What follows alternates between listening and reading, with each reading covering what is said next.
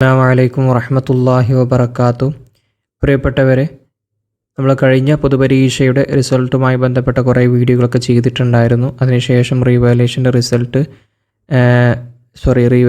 വേണ്ടിയുള്ള അപേക്ഷ കൊടുക്കേണ്ട തീയതിയൊക്കെ മുമ്പ് വീഡിയോകളിലൊക്കെ പറഞ്ഞിട്ടുണ്ടായിരുന്നു.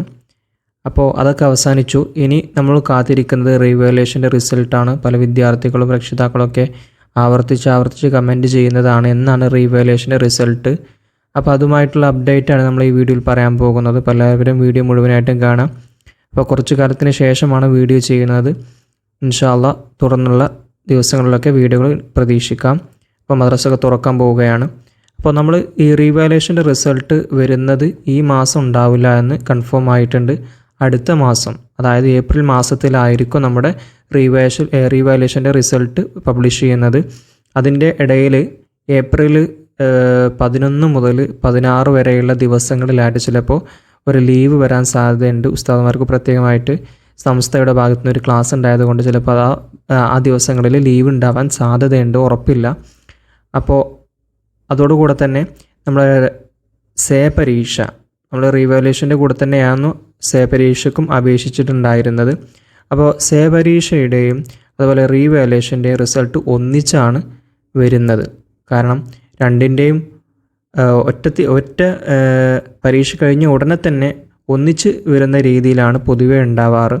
അപ്പോൾ പരീക്ഷ കഴിയാതെ നമുക്ക് എന്ത് ചെയ്യില്ല, റീവാലുവേഷൻ്റെ റിസൾട്ട് എപ്പോഴാണ് പബ്ലിഷ് ചെയ്യുക എന്ന് നമുക്ക് പറയാൻ കഴിയില്ല. അപ്പോൾ നമുക്ക് പരീക്ഷ വരുന്ന ഏപ്രിൽ 5-നാണ് പരീക്ഷ നടക്കുന്നത്. ഏപ്രിൽ 5-നാണ് പരീക്ഷ നടക്കാൻ പോകുന്നത്. അപ്പോൾ പരീക്ഷ നടന്ന ശേഷമേ നമുക്ക് റിസൾട്ട് പബ്ലിഷ് ചെയ്യാൻ സംസ്ഥയുടെ ഭാഗത്ത് നിന്ന് പബ്ലിഷ് ചെയ്യുന്നുണ്ടാവുള്ളൂ. അപ്പോൾ പരീക്ഷ എഴുതുന്ന വിദ്യാർത്ഥികൾ അതാത് ഡിവിഷനുകളിൽ വെച്ചുകൊണ്ട് അവർക്ക് പരീക്ഷ നടക്കും. ഹോൾ ടിക്കറ്റും അതുപോലെ മറ്റു കാര്യങ്ങളൊക്കെ ശ്രദ്ധിക്കുക. അതുപോലെ തന്നെ റീവാലുവേഷന് റിസൾട്ടിന് പ്രതീക്ഷിക്കുന്ന ആളുകളൊക്കെ അതാത് സൈറ്റിൽ തന്നെ ചെക്ക് ചെയ്യുക കേട്ടോ. നമ്മൾ വിട്ടു തന്ന ലിങ്കുകളിൽ തന്നെ ചെക്ക് ചെയ്ത് നോക്കുക.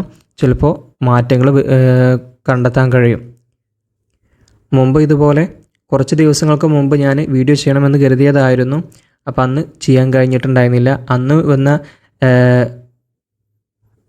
ഒരു ഇൻഫർമേഷൻ എന്ന് പറയുന്നത് റീവാലുവേഷൻ്റെ റിസൾട്ട് അപേക്ഷിക്കാനുള്ള തീയതി 14-നായിരുന്നു. അത് കഴിഞ്ഞുപോയി. അതിനുശേഷം പേപ്പർ കവറിൽ നിന്ന് എടുത്ത് അത് നോക്കി അത് ഓർഡറാക്കി വെച്ച ശേഷം റീവാലുവേഷൻ ചെയ്യണം. അതിനുശേഷം തന്നെ മാർക്ക് എൻ്റർ ചെയ്യണം സൈറ്റിൽ നിന്നും.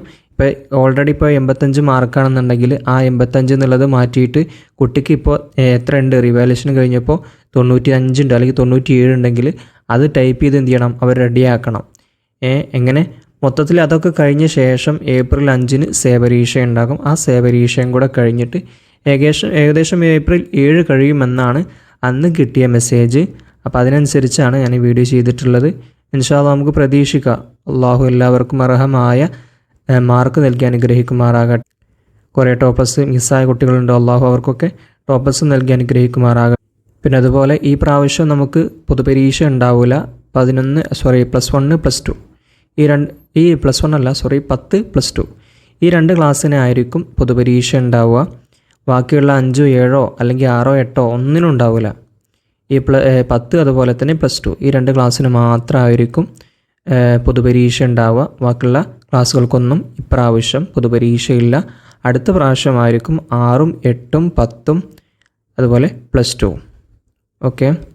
അപ്പോൾ ഇൻഷാ അല്ലാഹ് റീവാലുവേഷന് നല്ലൊരു റിസൾട്ട് തന്നെ വരട്ടെ. അസ്സലാമു അലൈക്കും വറഹ്മത്തുള്ളാഹി വബറകാതുഹു.